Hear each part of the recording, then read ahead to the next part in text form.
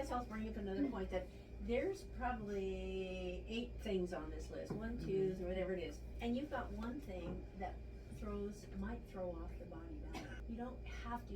So you look at your scores, it's like, oh man, I got 3 3s and 3 2s or whatever.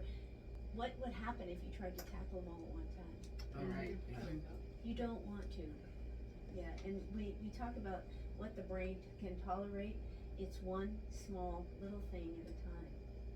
So in that given day, you might say, you know what, I didn't sleep last night. Okay, what can I do to shift my sleep the next night? One thing. So then as it goes through, like you said, so my lowest one was my sleep, which was the 1. Sure. So then tomorrow, if I get a good night's sleep tonight, and I review these numbers and they're different, so that you recommend or suggest that as each day goes by, we take that lowest number and focus on that one for that night to see what improves on the rest of Yes. them to go forward? Yes. Okay. Just take one thing at a time. But if you follow it for a week and you do it every day, I think it does help you reflect and look at things.